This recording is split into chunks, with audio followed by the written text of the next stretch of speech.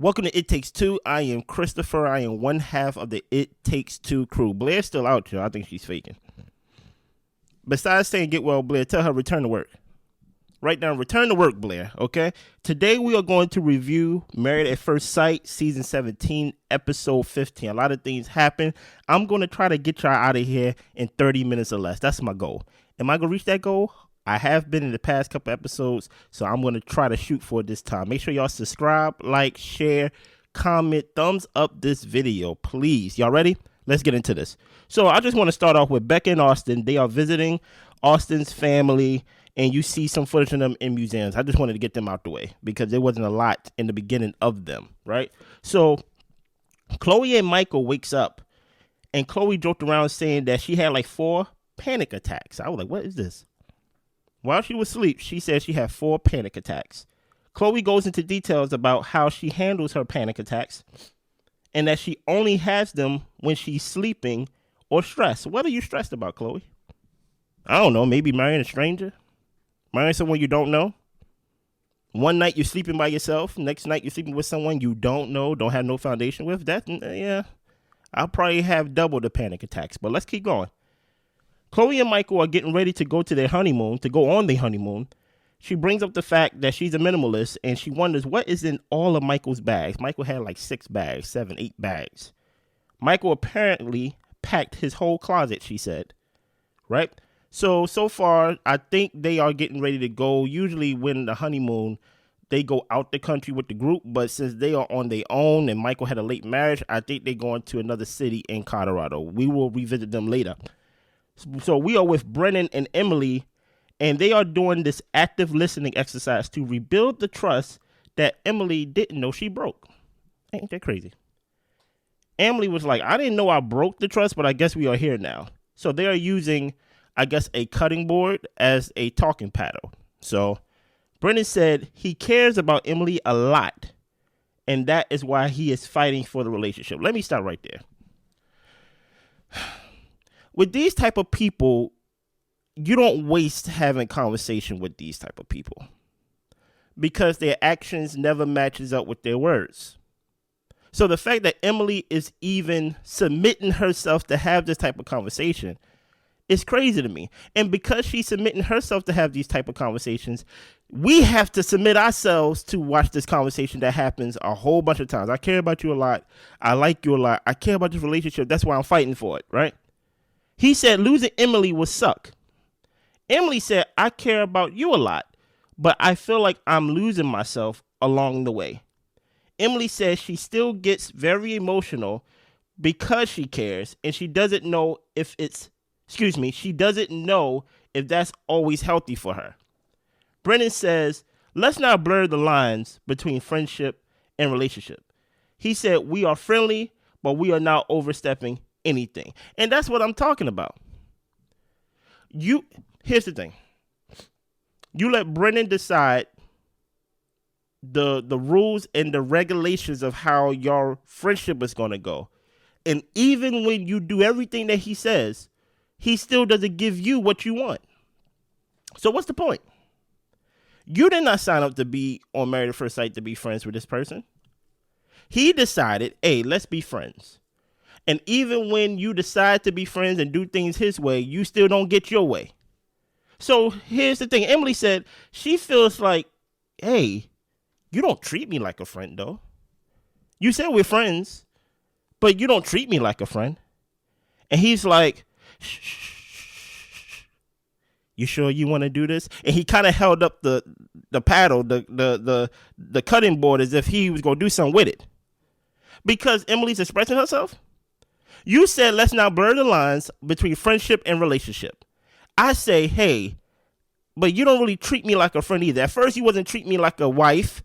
You wasn't being a good husband. But then you said, let's be friends, but you're not treating me like a friend. And he like, shh, let's not do that. No, let's not do that. And then he was like, well, tell me what I did specifically. Tell me what I did specifically to make you feel like I don't treat you like a good friend. Emily basically said, well, at the wedding, you were standoffish. You didn't hang with me. You didn't talk with me. There was no effort in you trying to have fun with me, to the point where people said it don't even look like we are friends. Brennan said, well, it's up to us to ignore those comments. Do you agree? Emily said, yeah, I get that, but when it's coming from like our close friends, it hurts. You know, the ones that know us. These are not just strangers that we just come across the street that just saying, hey, y'all don't look like friends. Brennan know exactly what she means, because when they was at the wedding, as y'all saw last episode, he didn't want to dance with her. He didn't want to talk with her. He didn't want to do anything. Even when Emily tried to connect with him on a deeper level of like, hey, we're back at our venue. And he's like, yeah, I'm just here to support Michael. So like Brennan knows what she's talking about. That's why I said you can't have these type of conversations with these type of people. Only thing you can do with these type of people is literally walk away or fight them. Two options. Because they're going to gaslight you every time you talk. So you can't have a conversation with them. You have to literally walk away, drop them, or drop them. It's only two options, right? Emily said, Brennan says he cares about me a lot, but Emily says she doesn't feel it most of the time. It is to the point where she has no expectations. Ain't that crazy? You signed up with the expectation of I'm going to get married at first sight and I'm going to come in. We read your vows last week. I read them. I read them vanilla vows and stuff like that. You came in with all the expectations to be a wife. You came in, you told us this is the first time you in a relationship, first time you being a wife, a lot of firsts. And now he done defeated you to the point where you have zero expectations. It's sad to see. So, where are we? Chloe and Michael arrived at their resort for their honeymoon. As I said before, everybody else went out the country. Chloe and Michael, they went somewhere in Colorado. And I just want to ask the question, because there was really nothing to write in this scene. How do we feel about Chloe and Michael so far? Here's how I feel about them, right? There's some people that say they don't trust Chloe. They feel like Chloe is putting on a front for the camera. But there's some people that's completely on the other side of the spectrum that say they like Chloe and they feel like that she really likes Michael. I feel like Michael really wants this to work because of, see, here's the thing. I wish this was his first marriage, because he went through what he went through with the first failed marriage, whatever it was. I feel like he's doing his best to basically like, look, I'm going to be the best husband I can be. I think that scarred him to the point where it's kind of, I actually kind of see how they still in the interview phase. They still in the quote unquote honeymoon phase to where I don't, if this is really Michael. I don't know if this is really Chloe. They just seem not perfect, but they are respectfully walking on eggshells around each other. That's how I feel about them, right? So we move on to Emily and Claire. I don't know why Claire was on this episode, but she made her appearance. They are talking on the balcony, and Claire said, hey, Cam is recovering and he's been sleeping for a week. And when I don't hear from him, I begin to worry. But then I realize, oh yeah, he's sleeping. He's recovering. That's why he's not talking to me. Stop it. He's not talking to you because he don't like you and you don't like him. I keep saying the same thing over and over for the past 4 episodes. Y'all don't have to keep up the charade of basically, I am a good wife. I'm checking up on my husband. And when I don't hear from him, I worry. He wasn't your husband when y'all was together. I remember when y'all was in the apartment and y'all couldn't decide on when to order the food or what to order the food. The food was cold. The oven was off and things of that nature. I remember when he didn't tell you about his sick daddy who's on his deathbed. I remember when y'all played the 1, 2, 3 divorce game. I remember when y'all quote unquote didn't even stay in the same apartment. So what is this worried wife that you're playing with us? Stop playing with me, Claire. I'm tired of it. Claire basically said that she feels guilty about having fun because he's going through recovery. Emily is like, I think he would want you to have fun. And not in a I care about you way, in my opinion.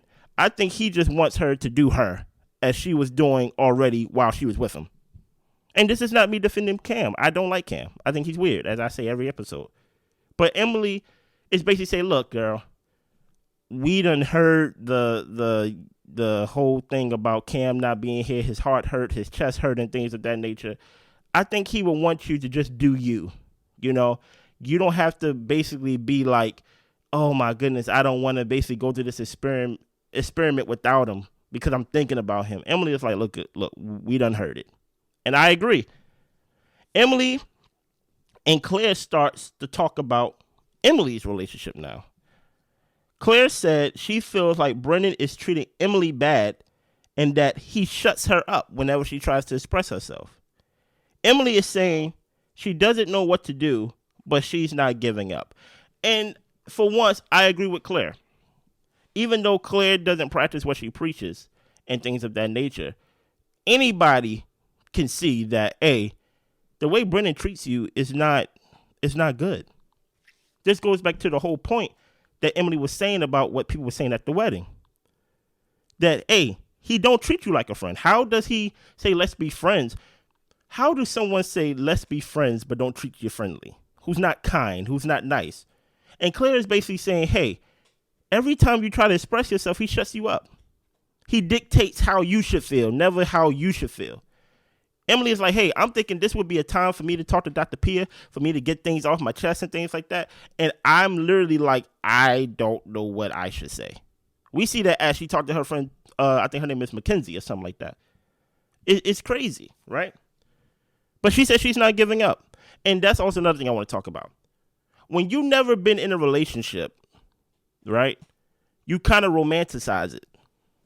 So you kind of don't see, because you've never been in a relationship, you don't know how to break up. Or you don't know how to break up with someone. In your eyes, or to your knowledge, you thinking, as long as I don't give up, the relationship is going to live. That relationship been dead. And you basically just been living with a corpse. Something that's not living. Something that is not moving. Something that won't give nothing back to you. That's basically what you've been doing. It's living with a dead body. Brennan is basically, figuratively, a dead body. He don't give you no affection. He don't give you no words of affirmation. He don't give you no love. He don't give you no kindness. He don't give you niceness, gentleness, and all the things that you said you wanted in that interview. He don't give it to you. But I'll move on, right? Michael and Chloe are rock climbing, right? We are back to them. Like real rock climbing. Like they like climbing rocks. They not like at the fake rock climbing that I do and stuff like that. They at the real rock climbing. Chloe is scared of heights, but they eventually get to the top of the mountain and they talk about their fears. Michael said, hey, I have a respectful fear of, or I should say, I have a healthy respect for the ocean. And when I was younger, I didn't like the roller coasters that went upside down. And Michael, I agree with you, brother. I'm not a big fan of the ocean myself, right? Roller coasters, I can be peer pressured into going on a roller coaster. But if I was by myself, I'll never step foot in an amusement park. You know how that peer pressure to where it's like, you don't want to be that friend that's holding the jackets, that's holding the coats and stuff like that. You want to be like, hey, Chris, let's go on this roller coaster. And I'm like, well, since everybody doing it, I might as well go. Because look, think about it. I think of it from this perspective. If we all die, we all die.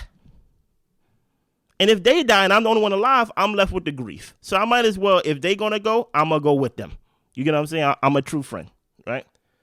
So Michael asked Chloe, what type of support you need? Is it verbal?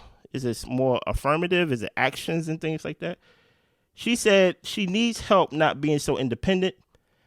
And basically she talks about how he can do that and how she's basically going to use this experiment to basically get out of her shell. And right then and there, I kind of see what Married at First Sight is trying to do with Michael and Chloe. They are trying to save the season with Michael and Chloe. They are trying to actually have a victory lap by saying, look, we did good with them. And y'all should forget about everybody else who we paired together. And I'm like, y'all not going to trick me.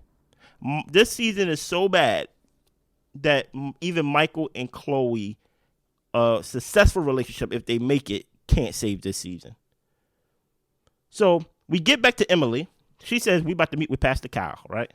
Haven't seen Pastor Kyle in a while. Emily is saying that they're about to meet with Pastor Kyle, and she's worried about how Brennan will react in these meetings because he's not really a fan of being portrayed one way on camera compared to how they really are off camera. He likes to portray himself one way, but doesn't like to be honest or even open during these meetings. So before Pastor Kyle get there, they are in the kitchen. They drinking water, looking awkward. Brennan asks Emily, anything you are nervous about? She said, I'm nervous that I won't say the right thing. And I'm like, wow. A grown adult worried about, oh my goodness, what if I say the wrong thing? Crazy, right? So Pastor Cal walks in, and the first question he asks, this is crazy. He said, "Are you happy?" That's the first question he asks. Emily said, "Yes." Emily, I don't get you, but I'll move on. She said, "If I wasn't happy, I would leave." Emily, how many scenes have we seen of you throughout this season? We've seen you in every episode, and we haven't seen you be happy all season, but you're still on camera. If I wasn't happy, I would leave. Then she goes on this tangent about how she doesn't want to be friends, but she wants to be in a romantic relationship. She don't want to be in a friendship. She wants to be in a romantic relationship. So Pastor Cal was like, you know what? I'm going to do something for y'all. I'm going to show you each of y'all interviews for when y'all basically applied to be on the show. So first we see Emily in the interview. And the questions that they asked her is basically, how do you deal with conflict? What are the ingredients for a successful marriage? What are the characteristics of a potential husband? And she gave basically the generic answers and things like that. She said, how does she deal with conflict? She said, I have a problem with my emotions sometimes. I try to control them. What are the ingredients of a successful marriage? Basically, someone's nice, kind, gentle, things like that. What are the characteristics of a potential husband? I want somebody driven. Those things that basically everybody say. And then Pastor Cal shows Brennan's interview. And one thing that stood out in Brennan's interview is that he described himself as loving, affectionate, and that he communicates. Brennan, Pastor Cal basically said, the guy in this interview, Emily, is this the same guy you married? Is that him right now? Emily is like, and Pastor Cal just sitting there smirking because he knows the answer. You can't hide it from him. Listen here, this scene was basically a scene. They sent Pastor Cal out there to basically protect the integrity of the show. He said, look, we did our part. We gave y'all what y'all said y'all wanted, what y'all portrayed yourselves. And basically, whatever you don't have right now is because he lied, not us. It's because she lied, not us. This was Pastor Cal basically saying, look, I'm going to be real with y'all. Y'all said y'all wanted this, but y'all doing something completely different. Y'all over here talking about friends. This ain't friends at first sight. He said, don't use that F word. I thought he was talking about the other F word. He said, don't use that F word. Y'all, this is a experiment and an experience of marriage to where the minute you start putting boundaries and things like that, you can't recover. And Emily basically said, look, I understand what we said in the interview. I understand what I said in the interview. But it just felt like we're still in that interview state. We're still in that generic state. We're not really being ourselves. And she even tips to like, he's one way here and then he's another way off camera. And that's what I'm saying. This show is having 2 shows, 3 shows actually. They're having a show on camera, they're having a show off camera, and they having the after party with Keisha. And basically Pastor Cal was sent out there today to basically say, y'all are the ones that's making this season bad, not us. We gave y'all what y'all wanted, and y'all are the ones that's not staying true to the process. And guess what? Usually I say, Pastor Cal, I'm not with you, but guess what? I agree with you, brother. I agree. They are the ones that basically lied and said, oh yeah, I'm loving and I communicate and things like that, and I'm affectionate. No, you're not, Brennan. Let's move on though. Right? So when Pastor Cal asked the question, hey, is this the same guy you married? Is that him right now? With a smirk on his face? And she can answer it directly. She didn't answer it directly. She went all around the world. And like I said, Pastor Cal said, listen here, friendship was never the intention. Don't use the F word. Brennan gives his general answer of we are doing the best we can. And when it's time to go deeper, we will go deeper. Pastor Cal said, well, what if she's ready to go deeper? Are you willing? And he said, yeah. And Emily's eyes screamed out, liar. You know how Emily do her eyes? She squint her eyes and stuff like that. And guess what? Pastor Kyle knows this. And that's the thing that I don't understand about people in therapy or in counseling sessions. I always say, I have this saying to where I say, you're not special, especially when it comes to therapists and counselors. They've seen you before. Probably not you specifically, as in the person, but they've seen your kind before. They can see the body language. The body language of Brennan is sitting on one end of the couch, Emily is sitting on the other end of the couch. When Emily is speaking, Brennan don't even look at her. He just looks straight ahead and basically wait for his time to speak. He's not attentive to what she's saying. He don't care about what she's saying. Because when somebody's speaking, you look at them to give them basically the floor of like, I'm listening. I'm taking in what you're saying and things like that. And Pastor Kyle knows this. He knows this. So we move on to Michael and Chloe. They are having lunch, and he basically said, hey, just to let you know, he's talking to his wife, Chloe. I told my mom about the first failed married at first sight marriage. And she kind of has no idea about this marriage right here. So if you could do me a favor, don't say nothing. She has no idea about this. My sister knows, but no one else knows. I'm not hiding you, but yeah, I just feel like there has to be a right time for me to tell her about, this marriage. Because she already felt some type of way about me signing up for the show in the first place. And maybe I don't understand it, because let me tell you something about me. I lost my mother at a very young age. I know there's some people that probably lost their mother younger than I did, but I lost my mother at age 12, right? About 20 years ago, actually, right?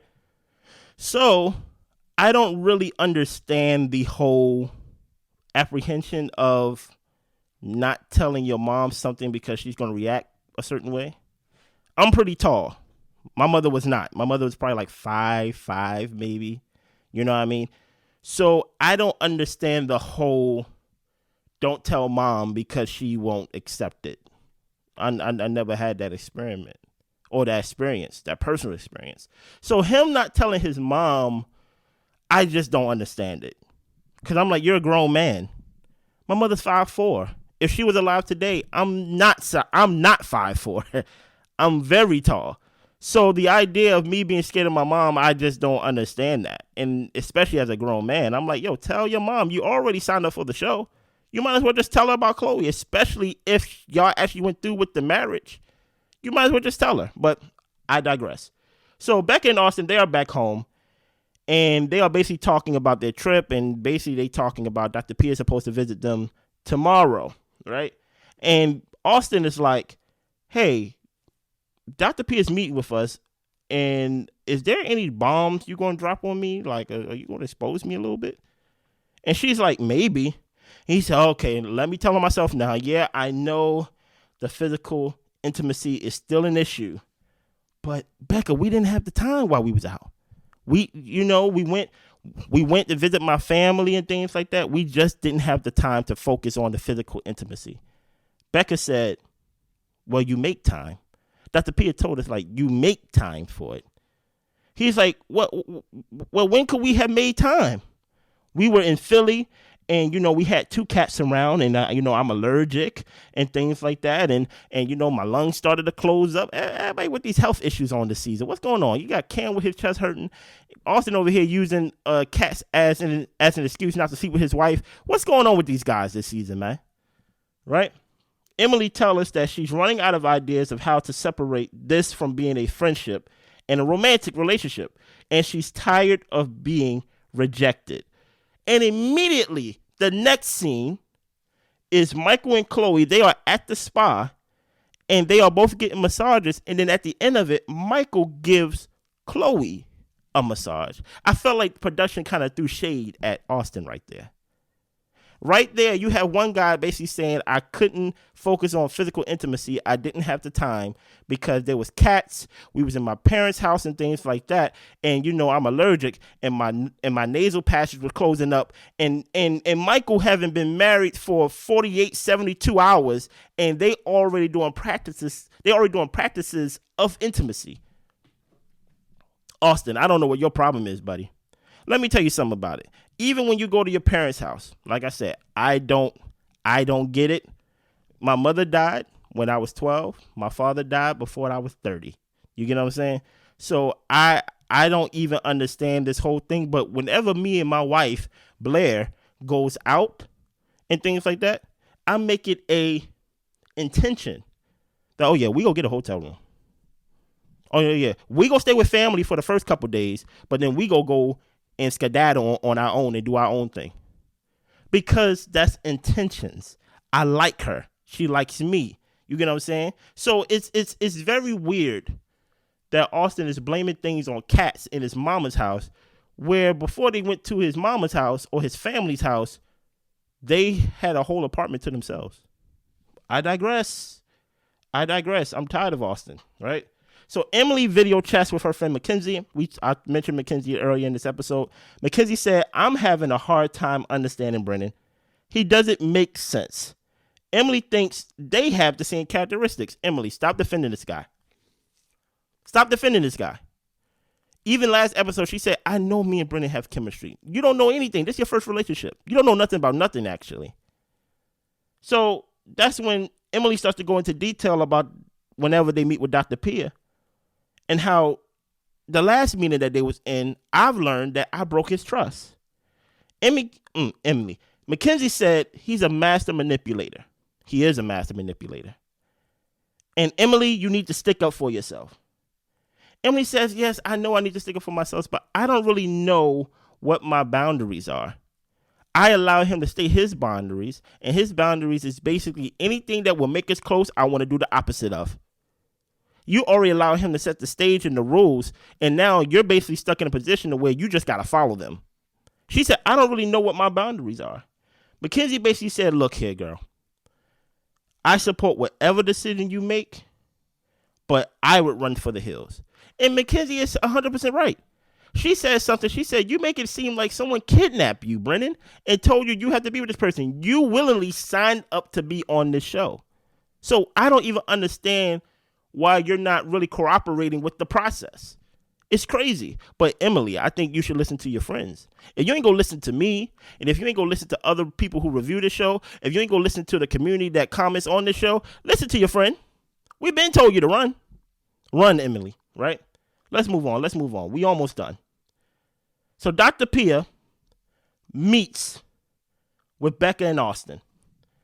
And she asks, how has the physical intimacy been? How has y'all intimacy been? Dr. Pia gets straight into it. He said, yeah, we did the exercises and we played with the handcuffs, but not in a romantic way, but in a cheeky, goofy way. And stop right there, Austin, I'm tired of you. You got me messing up the names because I'm tired of Brennan and I'm tired of you, Austin. I have a pair of handcuffs and I'm not a cop. Mind y'all business. Don't ask me why I got handcuffs, right? There is no cheeky way or goofy way to play with handcuffs. Zero. You know that these exercises Dr. Pia gave you was to help with your intimacy. She didn't give you handcuffs, and I'm sure your handcuffs is not like mine because I got real handcuffs. But your handcuffs, it probably got the little fur around it. It probably got cheetah prints or whatever it is. Probably fluffy. It's probably got a button that release and stuff like that. It's probably used specifically for sex. But you chose to make it goofy and cheeky. Listen here, Austin. I don't want to let you know what people are saying, but I think we're at that point now. Austin, people are saying that you may be homosexual.